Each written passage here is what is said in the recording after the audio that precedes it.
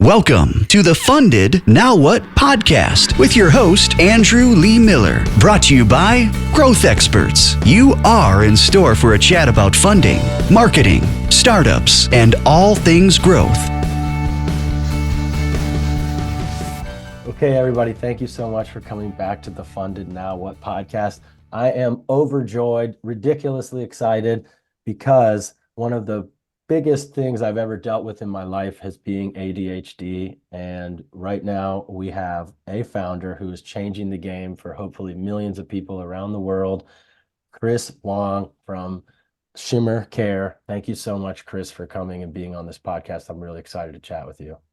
Yeah, of course. Thanks for having me. Stoked to always talk with people with ADHD. I mean, just first off the bat, just the representation you're creating, like when I was a kid battling with these things, there wasn't people talking about it on the internet. And I loved when, we started talking in the new term neurodivergent to even give more safety and security to people who, are not sure. And there's so many different forms of ADHD. And just the fact that there's people like you out there championing things like this. I mean, thank you so much for all that you do. When I didn't have somebody like you out there speaking about this, there were dark days. So I really appreciate all that you do. Before we even get into the tools and the coaching and everything, just thank you is how I wanted to start. So sweet. Yeah.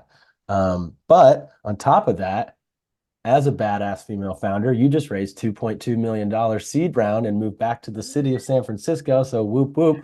Let's talk a little bit about that. How was it raising money? Yeah, so I guess a bit of a background. This is our second round that we raised. I think it's important because the first round was always very different. Anytime first time is very different from the second time. The first time is always the hardest. Of course. This time, because of the market conditions, I would actually say the first time and the second time were about the same hard. But we went through YC, raised a pre-seed of about $1 million right after YC, and then 1.5 years later, we now raised this round. And the kicker is we actually did a full 180 pivot in between those two rounds. So we actually were raising on a completely different concept that we had not ever pitched anyone else. So in its own way, it was half a first round and half a second round. And I think whenever you dig into people's stories, it always is more complicated than it looks like on the press.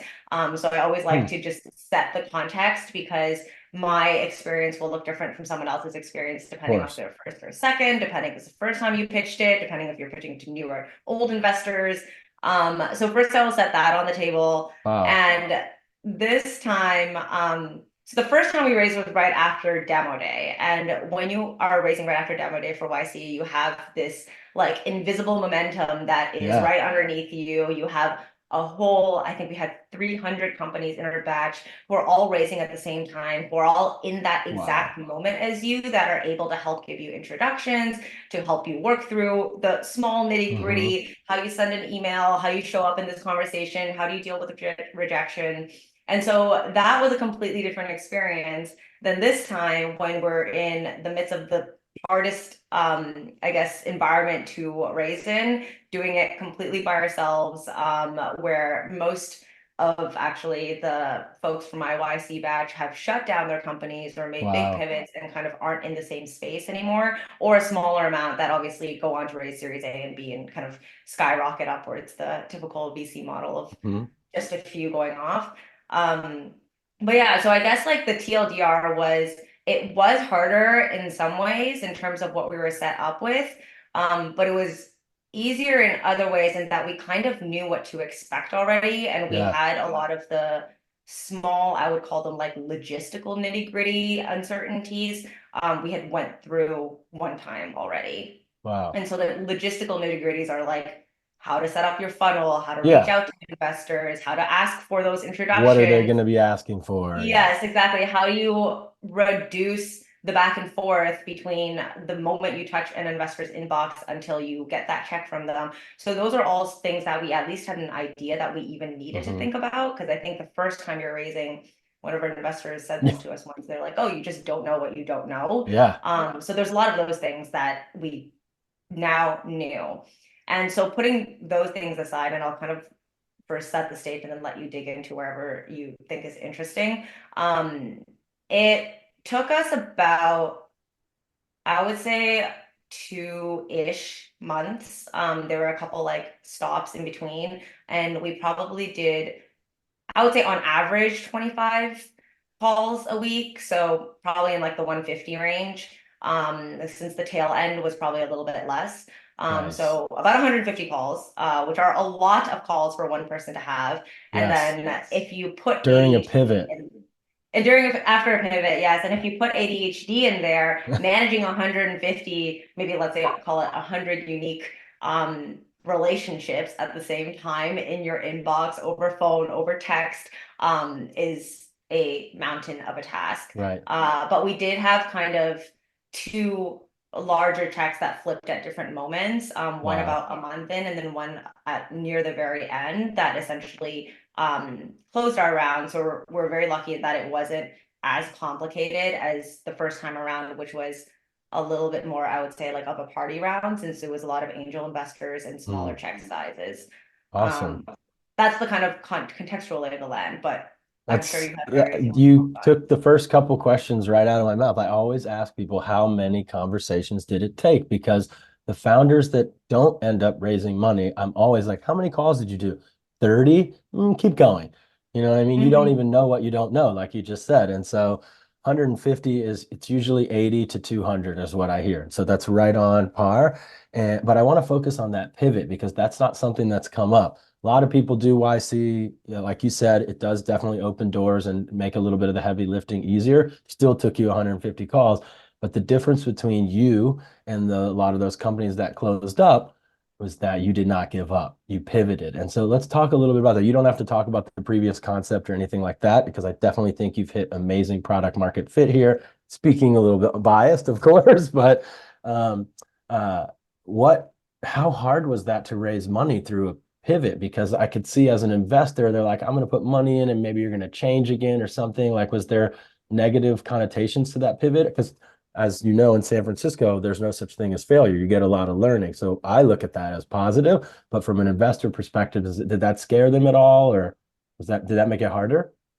So the quick version of what we did before is we did support groups for all sorts of identities and conditions. So anxiety, depression, and then Oh, okay. identities like founder, Black, Asian.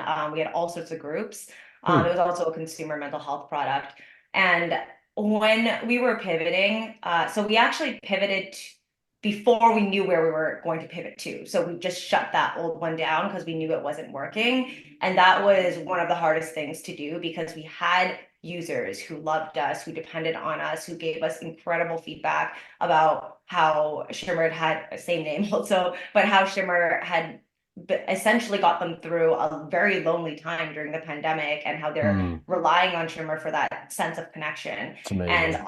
additionally, we had team members who were for that specific model. So we actually let everyone go and just went down to me and my co-founder at the very end that was actually working the pivot.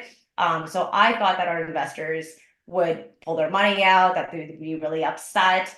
And when I first told our most substantial investor at the time, he was just like, okay, go, tell us what you find, like just hurry up and do it. And I was Awesome. so floored and shocked. And I called a couple more investors and they all had the exact same reaction. They're just like, just do it fast and figure out what you need to figure Yep. out and then come back to us when you need help. And That's so awesome. we actually did the entire pivot through my diagnosis. So I got my diagnosis during the pivot Oh, wow. before we had gotten it. And then because I was diagnosed with ADHD and because I was looking for solutions during that pivot and I realized that there was no solution, it was actually the Wow. perfect time to be doing a pivot because I was spending so much of my time thinking about what problems existed that I was actually passionate about solving. And then I was just living through this It just hit massive you. problem at the same time. And I was talking to people to learn more about what I should do. And as I kept uncovering that there wasn't this solution, this behavioral solution that I was looking for Mhm. ADHD, we just started building it because Incredible. I was going through it personally. And Love even that. throughout this whole journey, everything that we learn about the methodology, about the science behind things, I probably go way deeper than I should as the CEO versus the more scientific folks on our team, because I'm also learning it for myself. It's not just for the.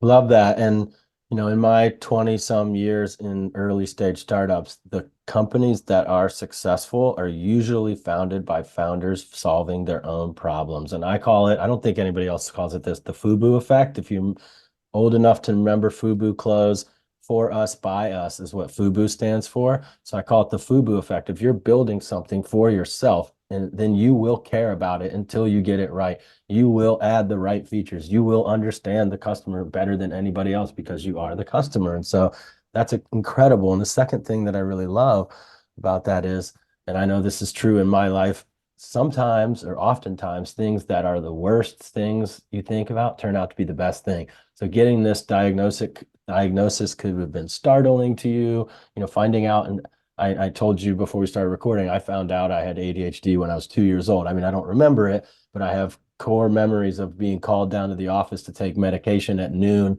because my early morning medication wore off. I mean, it's crazy back in the day how it was, but getting that diagnosis as an adult and pouring into research and reading about it can be overwhelming. And then boom, it helps you create this amazing platform that helps millions of people. And I kind of went straight into the fun around the fundraising, but I just want to tell anybody listening, the beauty of Shimmer is that it's coaching.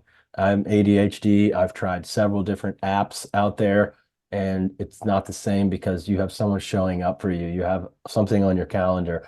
You have a human on the other side that's holding you accountable. And that's why I think this platform is so incredible, because I know that works. I personally know that works much better than, your ADHD. One of the key problems is procrastination. If you just have an app on your phone, you're not opening it regularly, you're not putting the effort in. But when there's a human there, we're going to show up for them, even if it's really for us. And so that's what I really love about Shimmer. But thank you so much for that. That's really interesting and exciting.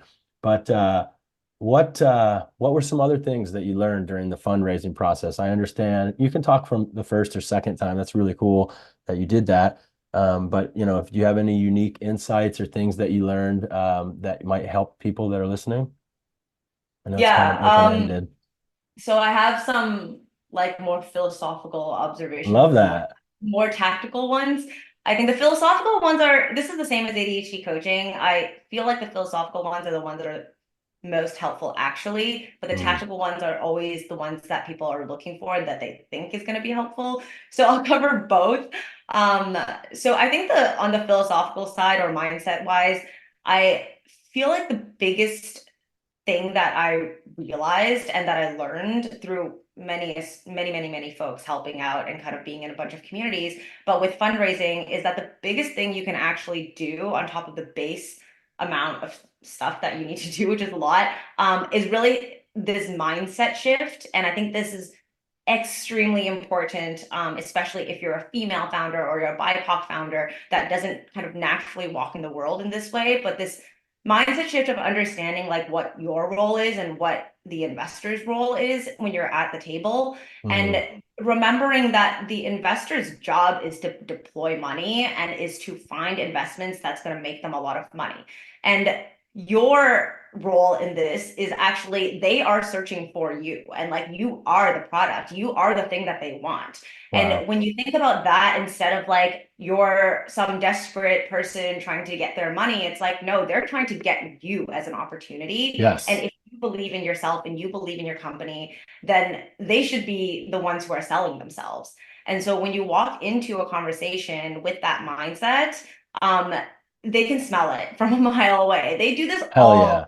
They've been doing this way longer than you have. They do it way more frequently than you have, and they can smell that. That's something that you can't fake. And so that requires some deeper work within yourself to truly believe that and to bring that to the table. Ooh. And that has been the number one thing that has been so helpful for me in this round that I really don't think I had the first round around. And that's probably part of the reason why we ended up with a party round of a lot of small angels who just liked this person. Mic drop. That's our social media clip. We're done. Close it up. That was amazing. And that is valuable insight in everything in life. I felt the same way when I first moved to San Francisco, even job searching. It's coming off of driving a big exit in Dubai and moved to Silicon Valley and was like, I'm interviewing companies. They're not just interviewing me. And I think switching that increases the confidence and also sets you up for those 150 calls and not getting beaten down by it. It takes taking that long because you're like, I'm putting in the due diligence also. You want to find, as I'm sure you know, more than just dumb money. You want investors that are mission aligned, that are going to be able to create a lot of value. And so you are actually interviewing them Yeah. also. That's And I think amazing. part of it also just came from the fact that now knowing I had worked with my pre-seed investors for a year and a half and how important it was that they were good people and that they understood me, that I feel like the second time around, it's like you just have standards. And so I've definitely walked away from calls that I've been like 5, 10 minutes in and I've been like, this isn't a good fit. And I would Wow. rather prepare for my next call than talk to you because you clearly are not mission aligned with us. And to be able to respectfully leave that conversation because it's not going to serve you. And sometimes it actually makes them want you more. Absolutely. Isn't that like every dating coach's advice too? Like the more you pull back, the more, I don't know. I've seen those ads, I think, but that's amazing. All right. What are some more tactical tips then, Chris? Yeah, so I think the most tactical thing is to make each step of your funnel like the most efficient possible. And I think that that's what YC does really well is that they give you a lot of these templates. And so I'll give you a small example is even how you ask people for intros. Sometimes I get people asking me to introduce them to one of my investors and they make it just so hard for me to do it. It's like, I want to help you, but you're making me like copy paste this part, think of my own thing I want to say about you. I Mm, have to like remove this from this email and I have to like, because it's also a reflection on me. I want to send a good intro and I want you to do well. And so what YC sets up really well is they'll say like, okay, this is like exactly what like a 2 sentence blurb should look like. You hmm need to send it in a separate email chain. It needs to have the right title so that someone can just directly forward it off. And if you mm, want to go even one step further to help them give that person a suggestion to say, hey, look, like this is how you could intro me based on our interactions. Feel free to edit anything you want. Of course, I want mm. it to be authentic, and I almost never edit it. I'm like, okay, great, you did the work. I Thank you. broadly agree with this. Like, thank you. You made me look like I also put in a lot more work. And so it's really just about like making everyone look a little bit better. And so that is like one micro thing, but along each stage of the funnel, it's really about just making it as efficient as possible, such that when you get to a call, you have the right questions answered for yourself hmm already, that you can be able to show up in the right way. And then when you get to that next call, that you're constantly, it's like a big drip campaign, right? It's like Yeah. you're constantly getting yourself to the next stage and making sure the other person has the right amount of information, that you have the right amount of information.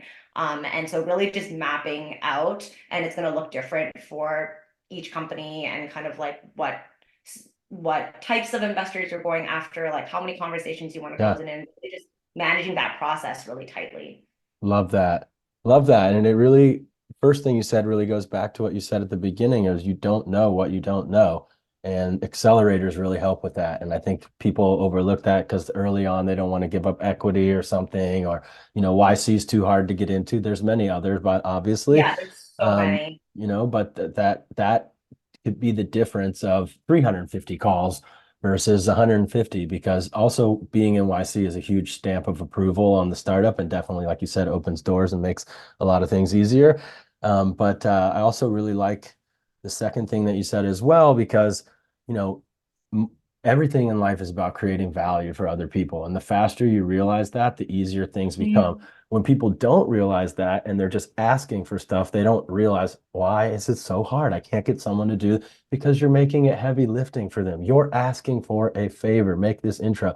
So anything you can do to make it as easy as possible. I'll give you an example. When we send you clips from this podcast, we're going to pre-write the social media post. You edit it as much as you want, but Mhm. we want to make it as easy as possible for you to share with your community all the amazing insight that you've created. So we're cutting up the clips. We're giving you the social media scripts. We'll make it really easy for you. And the more people realize that, the more easier their life becomes. I always say when I work with new clients, marketing is about creating value. The more value we can create for the right target, the more we will win, period. It's not, and in startups in general, it's about creating value for people. Whereas big companies, it's like, how can we take more value? So it's all about creating value. Love that, Chris. Really, really thank you so much for those insights. All right, here's my value for you. I studied the company a little bit before the call, and I would love to start giving you some marketing advice. Let's just quickly talk. Are you guys doing paid advertising yet? Yes. So Okay. about 30% of our revenue comes from paid, which Okay. is Google, Meta, kind of the Okay. typical. All right. We're going to talk a little bit about that. I've got some hacks for you there. Are you doing any influencer marketing yet? It depends on how you define influencer marketing. Probably in the traditional sense, not really, but we work with a lot of ADHD influencers in various, I would say, like our kind of creative and unique ways. Okay. Well, we'll talk a little bit about that. I think there's a bunch of ways. Maybe you're doing them already, but for going back to that 30% on the paid acquisition, using the content from influencers and partnering with influencers for that can really make sense in that. And then like the third thing is I think from an SEO perspective, we'll talk a little bit about I don't think you are, I didn't get to do a deep analysis, but with a .care URL, usually companies are not SEO focused. Is that the case with you guys as well? So we're actually starting it, so it's good timing. And I did hear your last podcast, and you go off at Ray Yeah. for not for having .world. So I was Yes. prepared to get my .care harped on. Yeah, so I will die on that hill for everyone, but specifically for you, having ADHD, we'll just talk about the SEO first. Having ADHD in the URL makes a lot of sense because this is something that people research when they get yelled at by their boss or they get yelled at by a partner or they start to be depressed and do research. I mean, there's a lot of search traffic around this, and that's when you want to be discoverable. That's when someone needs the help the most. And like I said, if this had been around for me when I was in that phase, I mean, it could have saved me a decade of personal anguish, I think. So that's where you want to be discoverable. And I actually looked it up. ShimmerADHD.com is available. By the time this podcast is posted, you're going to buy it. It's only $10, so no one will be able to get it. But you should always sit on all those URLs, even if you're not going to do anything. You can also just make them point to the .care. So you can have .care on your business card or at conferences or it doesn't actually perfectly line up with your social media handles, but so you probably, if you can, do shimmer.care so that everything is aligned. That's sometimes cool for branding, what companies want to do. I really don't like the underscore.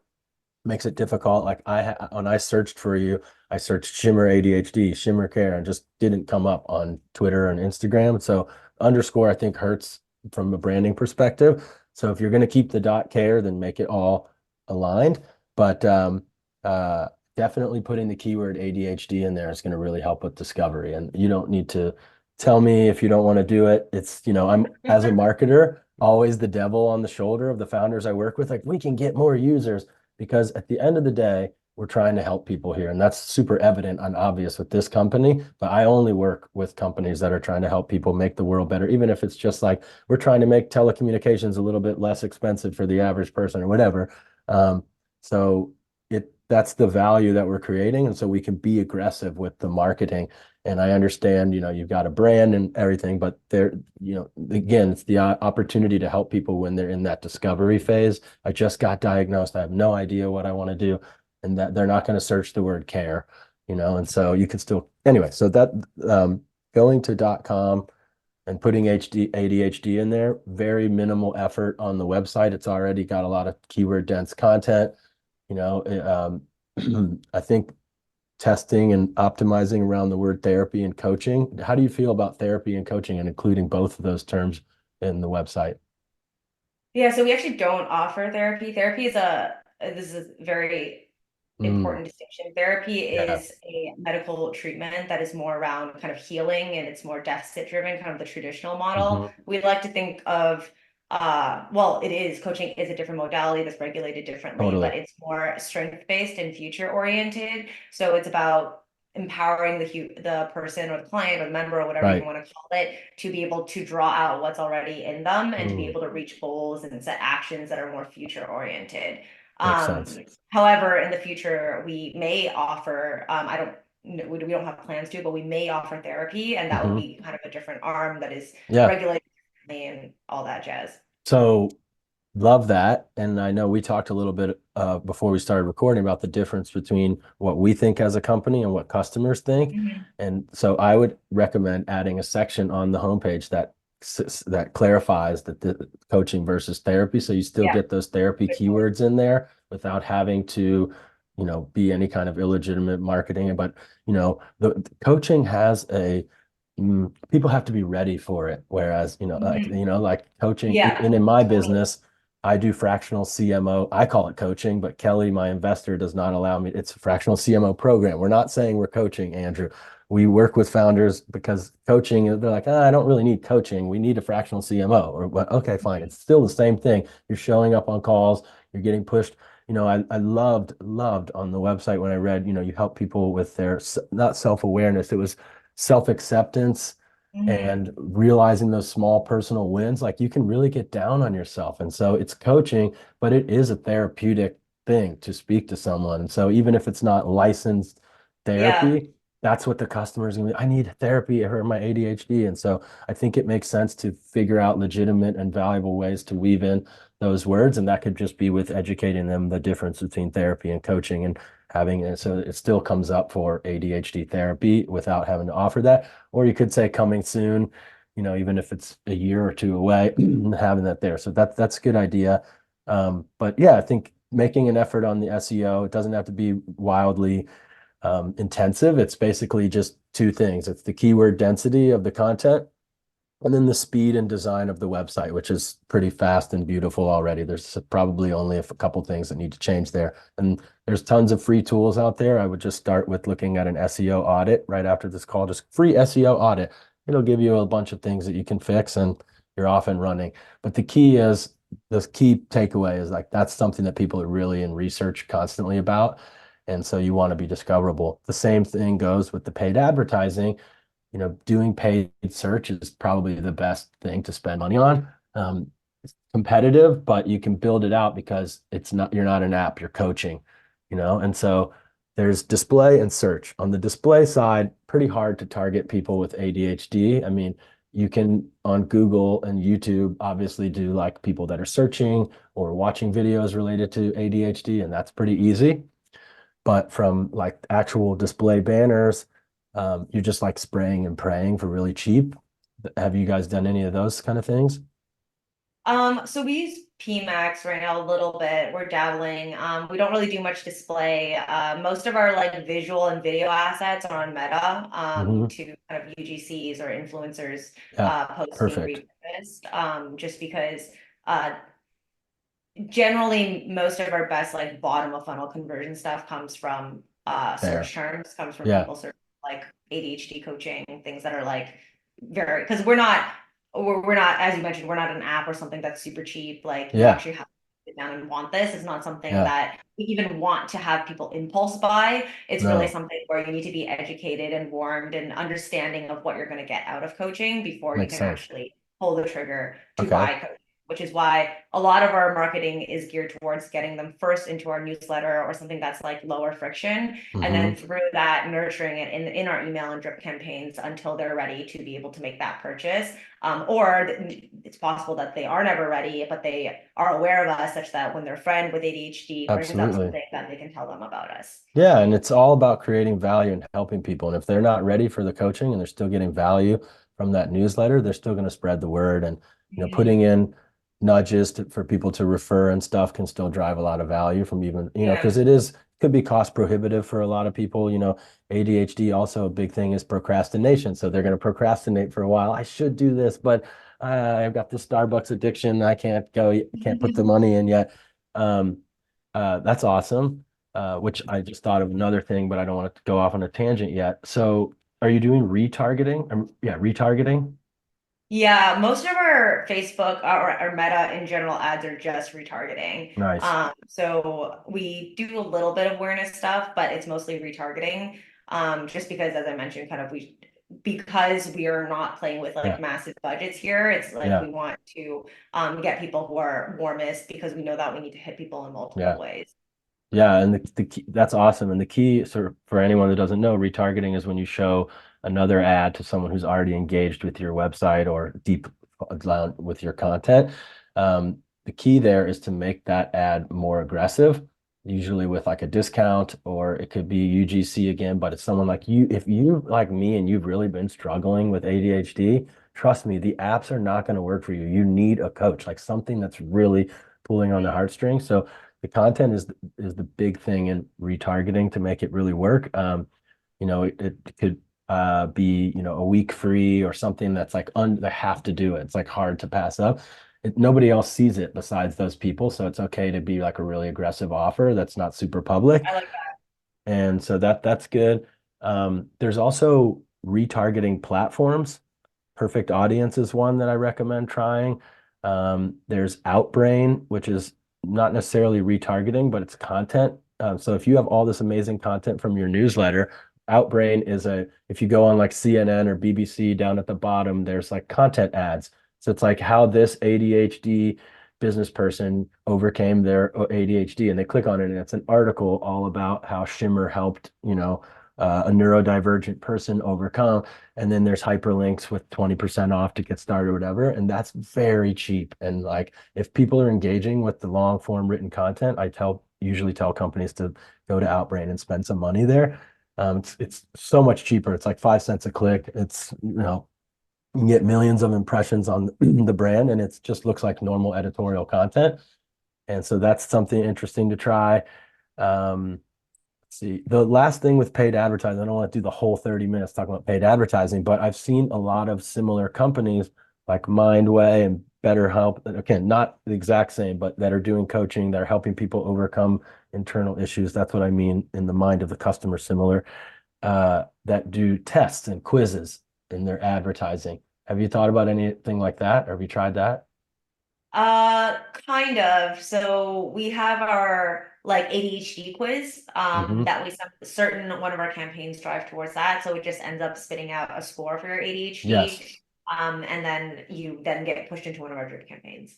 Yeah, that stuff again, creates a lot of value. I'd have to look at the quiz to give you feedback on if it's that's really valuable. But that it's like, again, like you said, it's just a low impact. We're not trying to get you to spend any money right now, but then they get their results via email, and then they go on a drip campaign from there, and then they're in the newsletter because they accepted the T's and C's, and then that tends to work really well. So it sounds like you're doing all of that, so I'll skip over that. The last thing with paid advertising is actually, it's not even paid advertising. With user acquisition is online giveaways. So you have the opportunity to give away, a month, and that's quite a large dollar value. And you can join in giveaways. There's a couple platforms where you can join other big newsletter list brands giveaways. Viral Sweep is one, Viral SWEEP. Dojo Mojo, DOJOMOJO. And this sounds like it might not be super intuitive, but the idea here is when I hear from a founder that our email list is a big user acquisition funnel, we want to get tens of thousands of new emails very quickly. So we join these giveaways of these companies that have millions of email addresses, and all we have to do is give 6 months free or whatever, which obviously has a cost for you, but it's really valuable. And so those are two platforms that are like $500 a month, and you can see all the companies and how large their email lists are, and you can join in. Hey, that's a really aligned giveaway. It's to help people with mental health or something. And so we're going to join that giveaway and give away 6 months free. And you get the email list. Anyone who doesn't win the giveaway gets a 30% off their first month, which I know you guys do discounted first month, which is smart. And that can 10x your newsletter list like really quickly. I mean, we've had clients that have gotten 15,000 email addresses in a month-long giveaway for a minimal amount of work. And so, yeah, that could be something really interesting. Okay, last thing is influencer marketing. What was some of the things that you are doing that you're comfortable to talk about with those influencers you mentioned? Yeah, so because I'm part of the ADHD community, and I create content, I'm friends with all the influencers, so it feels Oh, weird to nice. influencer marketing, but we collaborate with them in all sorts of ways. Pretty much every week there's something going on. Like for example, this week we're planning an ADHD panel. So it's a panel of 5 influencers who have autism and ADHD, Wow. and all together. And on April 23rd, which I guess by the time you air this, it's probably going to be past that. But we'll be talking to them about their unique experiences.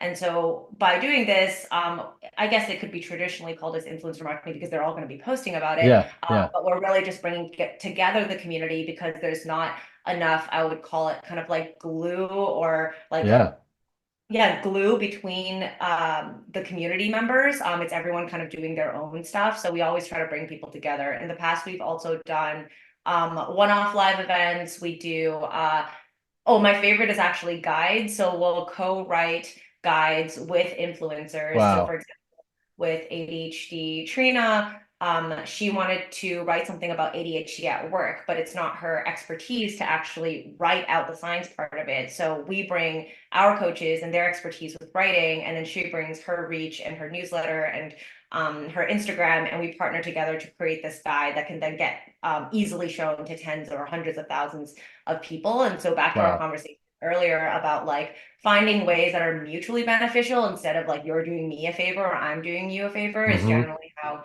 we've approached influencer marketing, which is obviously also cheaper because you're not using money at all times. You're using skills. It's really, for me, it's really about like 1 + 1 = 3. Like how do we find opportunities where we're both winning here? Awesome. Do you know Eugene Yao? Yeah, he's my friend. Nice. I interviewed him on my Instagram at an event. He was the first ADHD founder I met, and awesome content. I really love following him. It makes me feel seen.